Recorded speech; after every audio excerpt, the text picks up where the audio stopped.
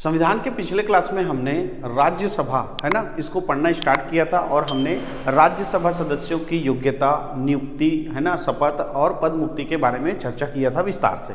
ठीक, आज के क्लास में हम उसी टॉपिक को आगे बढ़ाते हुए हम देखेंगे कि भारत के 28 जो राज्य हैं उसमें कौन कौन से राज्य में कितने कितने राज्यसभा सीट है। तो क्लास की शुरुआत करते हैं और हम देखते हैं कि किस राज्य में कितना कितना राज्यसभा सीट है। तो शुरुआत करते कहाँ से? केरल से। तो केरल में जो राज्यसभा सीट है उसकी संख्या है 9।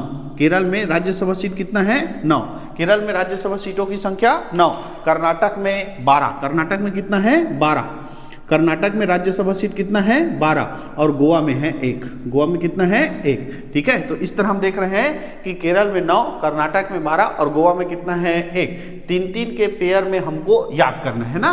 जो भी चीज हम राज्यों से याद करेंगे, इसके बाद हम लोकसभा सीट याद करेंगे, इसके बाद हम मुख्यमंत्री याद करेंगे, राज्यपाल याद करेंगे, तो सबको 3-3 के पेयर में याद करेंगे। तो हम देख रहे हैं केरल का कितना है? 9, कर्नाटक का 12 और गोवा का कितना है? 1। ठीक है, तो केरल में 9, कर्नाटक में 12 और गोवा में 1। ठीक है, बात करते हैं किसका? महाराष्ट्र। महाराष्ट्र, उसके बाद बात करेंगे गुजरात, उसके बाद बात करेंगे राजस्थान। ठीक है, तो महाराष्ट्र में है 19 सीटें। महाराष्ट्र में राज्यसभा की कितने सीटें हैं? 19 सीटें हैं। गुजरात में है 11 और राजस्थान में है 10। गुजरात में 11 और राजस्थान में कितना सीट है? 10। क्लियर है? तो इस तरह हमने देखा कि महाराष्ट्र में कितना सीट है? 19 सीट है। गुजरात में कितना सीट है? 11 सीट है। और राजस्थान में कितना सीट है? 10 सीट है। और पंजाब में है कितना सीट? 7। पंजाब में कितना सीट है? 7। देखो, हमने 3 राज्य पढ़े, केरल में 9 सीट, कर्नाटक में 12 सीट, गोवा में 1 सीट, महाराष्ट्र में 19 सीट, गुजरात में 11 सीट, राजस्थान में 10 सीट। टोटल कितना राज्य? 6। और 7वां पढ़ रहे हैं पंजाब, जिसमें कितने सीटें हैं? 7 सीटें हैं। जिसमें कितनी सीटें हैं? 7 सीटें हैं। क्लियर है? तो इस तरह केरल में 9, कर्नाटक में 12, गोवा में 1, महाराष्ट्र में 19, गुजरात में 11, राजस्थान में 10 और पंजाब में कितना? आपका 7। ठीक, आगे बढ़ते हैं और फिर 3 राज्य देखेंगे, हिमाचल प्रदेश, उत्तराखंड और उत्तर प्रदेश। ठीक है, ये है आपका हिमाचल प्रदेश। ठीक है, फिर बात करेंगे उत्तराखंड और फिर बात करेंगे उत्तर प्रदेश। ठीक, हिमाचल प्रदेश, उत्तराखंड और उत्तर प्रदेश, है ना। तो 3-3 31 कितना है?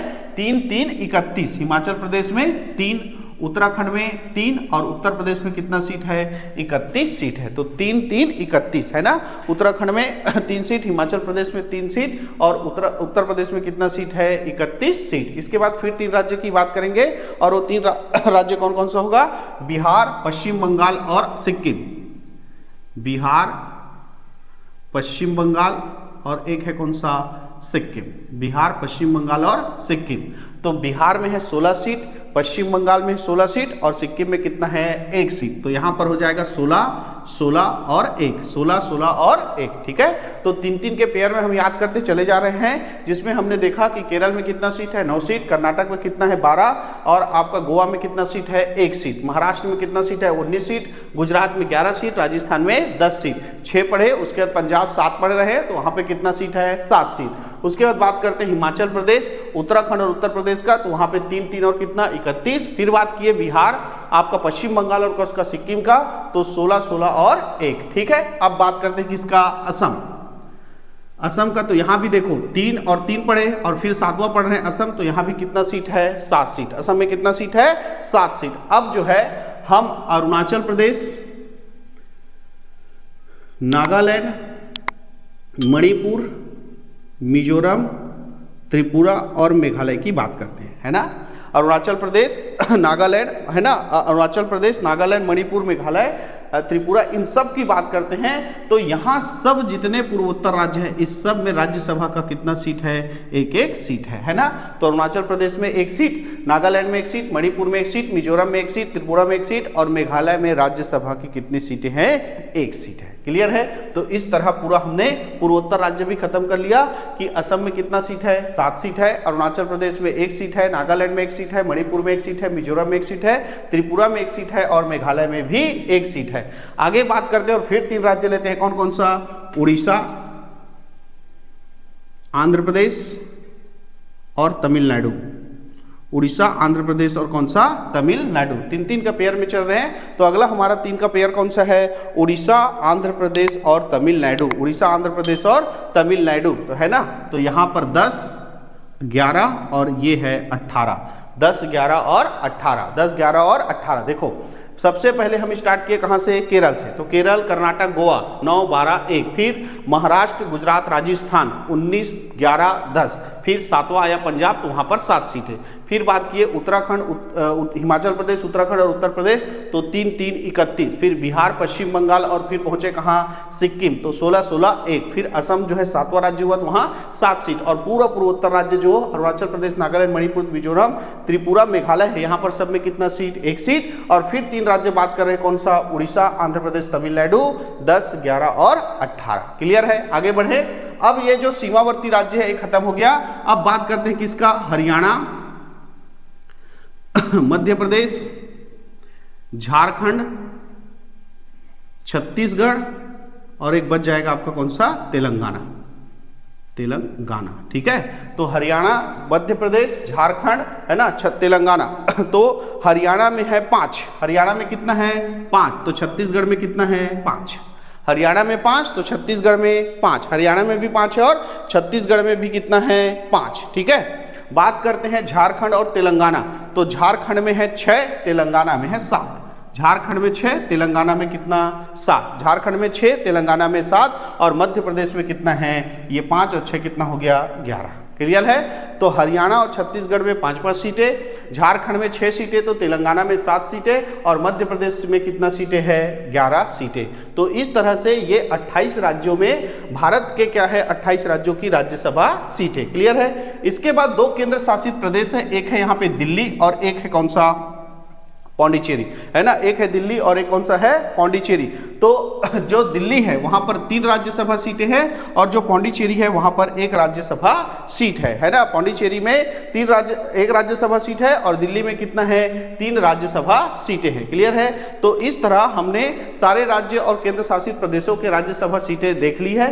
अब ये राज्यसभा जो है ये इसका मूल काम क्या होता है, तो राज्यसभा जो है जितने भी कानून बनते हैं केंद्र सरकार के, उसमें लोकसभा का क्या है, सहयोगी है। लोकसभा का क्या है, सहयोगी है ना। जो भी कानून बनना है वो लोकसभा के बाद राज्यसभा में ही क्या होता है, पास होता है, तभी वो राष्ट्रपति के पास जाता है ना।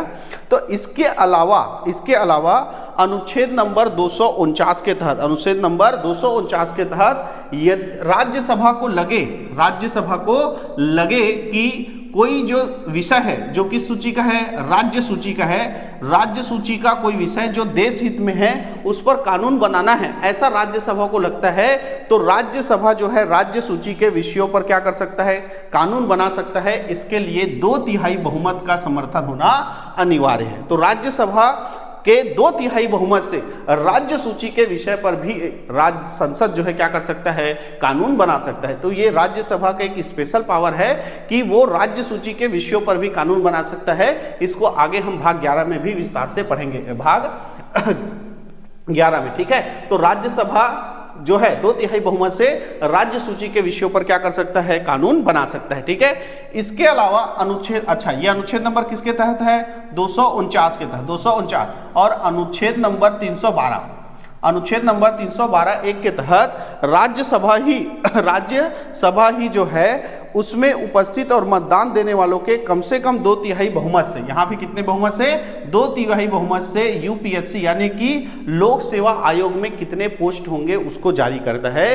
कि यूपीएससी के पोस्ट कितने होंगे ये भी कौन बताता है, राज्यसभा बताता है। क्लियर है। तो राज्यसभा के ये 2 प्रमुख कार्य है। अब ये राज्यसभा के सारे सदस्य राज्यसभा में जाते हैं, तो वहां पर हमने पहले ही पढ़ा है कि राज्यसभा का जो सभापति होता है वो कौन होता है, उपराष्ट्रपति होता है। राज्यसभा का जो सभापति होता है वो कौन होता है, उपराष्ट्रपति होता है ना। अनुच्छेद नंबर 64 में हमने देखा था कि राज्यसभा जो उपराष्ट्रपति है वो राज्यसभा का क्या होता है, पदेन सभापति होता है ना।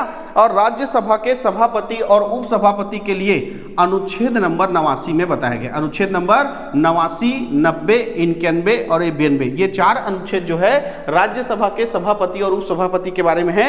अनुच्छेद नंबर 89 में लिखा हुआ है राज्यसभा का सभापति और उपसभापति। क्लियर है। राज्यसभा के सभापति और उपसभापति के बारे में किसमें लिखा हुआ है, अनुच्छेद नंबर 89 में लिखा गया है और 90 में बताया गया है कि उपसभापति का पद रिक्त होने या पद त्याग करने पर या पद से हटाया जाना। ठीक है, यहाँ देखो जो सभापति है वो कौन होगा? राष्ट्रपति होगा, उपराष्ट्रपति होगा, सॉरी, जो सभापति है कौन होगा? उपराष्ट्रपति होगा। तो उपराष्ट्रपति को हटाना है, कैसे करना है वो सब हम उपराष्ट्रपति वाले में पढ़ चुके हैं।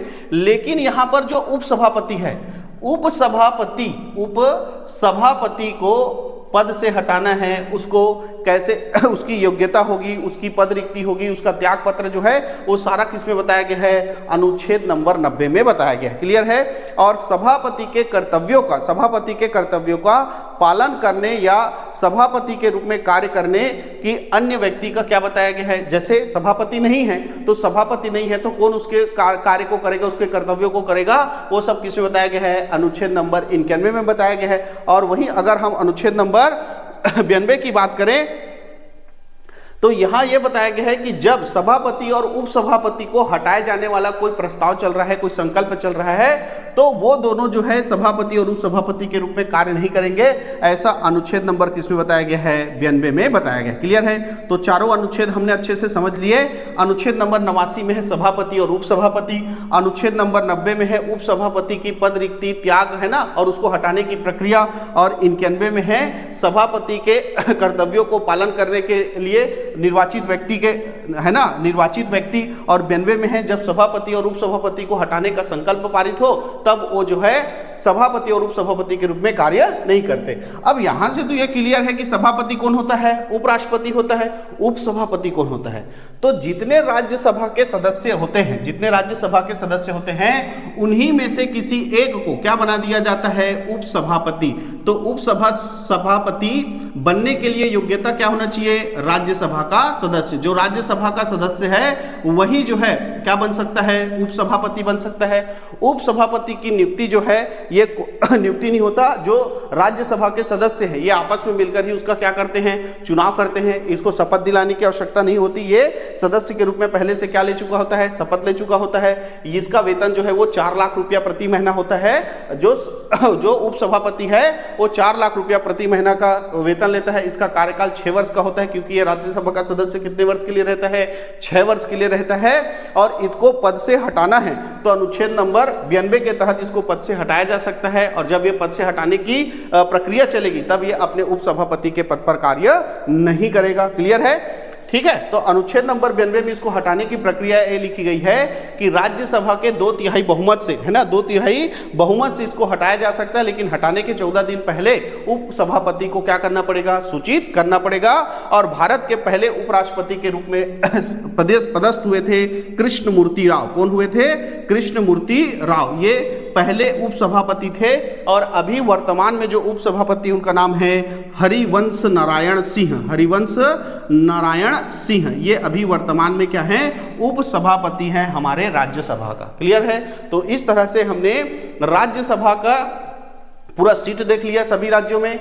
ये इतने सदस्य जो है राज्यसभा में आते हैं, और जो राज्यसभा में आएंगे तो जो एक सभापति रहेगा, जो कौन रहेगा? उपराष्ट्रपति, जिसके बारे में हम पिछले क्लास में पूरा चर्चा कर चुके हैं। और साथ ही एक उपराष्ट्रपति होगा जो राज्यसभा का ही क्या होगा? सदस्य होगा। क्लियर है? तो इस तरह संसद का पहला सदन, जिसको हम लोग उच्च सदन कहते हैं राज्यसभा, उसको हमने विस्तार से जान लिया। अगली क्लास में हम इसके निम्न सदन किसकी बात करेंगे? लोकसभा की बात करेंगे। तो आज के लिए इतना ही।